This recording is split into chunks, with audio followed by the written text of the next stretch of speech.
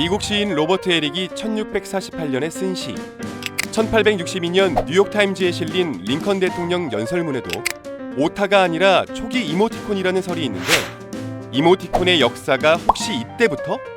최초의 이모티콘은 불확실하지만 온라인 최초의 이모티콘이 탄생했던 순간은 확실합니다.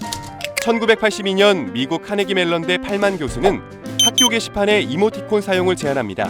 문자보다 경제적이란 이유에서였습니다. 36년이 지난 지금 이모티콘이 없는 삶은 상상하기 어려울 정도가 됐습니다. 우리는 왜 이모티콘과 사랑에 빠지게 된 걸까요?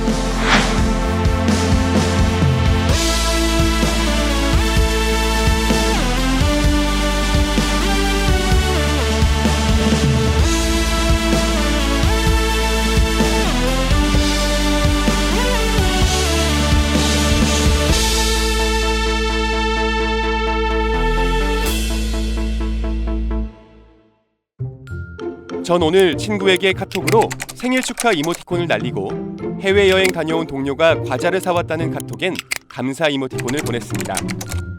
대화를 끝맺고 싶은 순간엔 이게 제격이죠. 지난해 국내 온라인 이모티콘 시장 규모는 1,000억 원대. 대표 이모티콘 라이언은 캐릭터 사업으로까지 확장돼 1년에 1,000억 원을 벌어들입니다. 최근엔 다음 카카오의 전무로 승진하기도 했죠.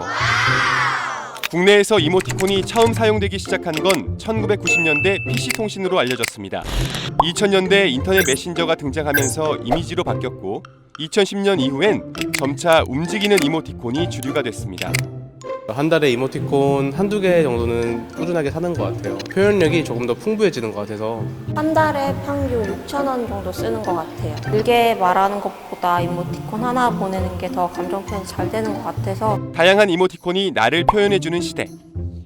우리는 우리의 표정과 감정을 닮은 이모티콘을 구매하고 사용합니다.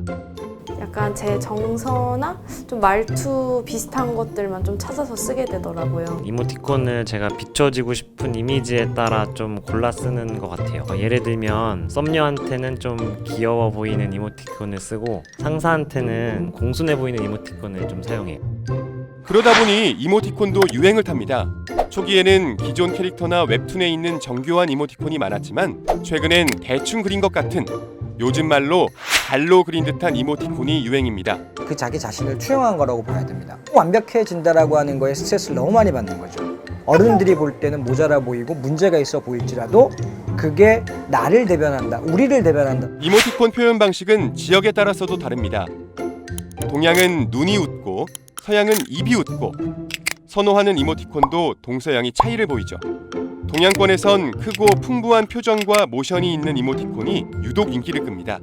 민족적으로 동질성이 강한 동양권 국가들은 대화할 때 내용뿐만 아니라 상대방의 분위기나 태도에 민감한 경향이 있는데, 이게 이모티콘에도 드러나는 겁니다. 문자와 문자가 주어지는 이 상황에서 내 이 말이 왜곡될 수가 있기 때문에 거기다가 정확한 의미를 부여하기 위해서 붙이는 겁니다. 그래서 다양한 감정을 갖고 있는 이모티콘, 캐릭터, 특히 조금 오버하는 성향의 감정 표현들이 더 다양해지고 더 많이 쓰는 현상을 만들어냈다고 볼 수 있습니다. 상대에게 성의를 표시하기 위해 더 적극적인 이모티콘을 날립니다.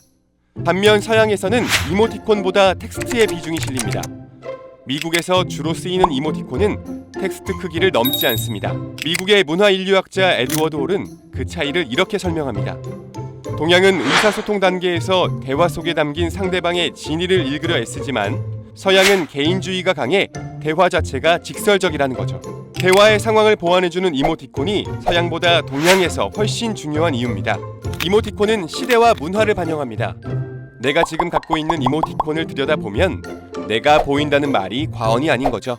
문장력이 부족해서, 표현이 서툴러서 이모티콘을 많이 쓰는 것이 아니냐는 비판의 시각도 있지만, 기술이 발전하고 세상이 변하면서 표현 방식도 그에 따라 바뀌어가는 걸 겁니다. 이모티콘, 그 다음엔 무엇이 우리의 감정과 표현을 대신해주게 될까요?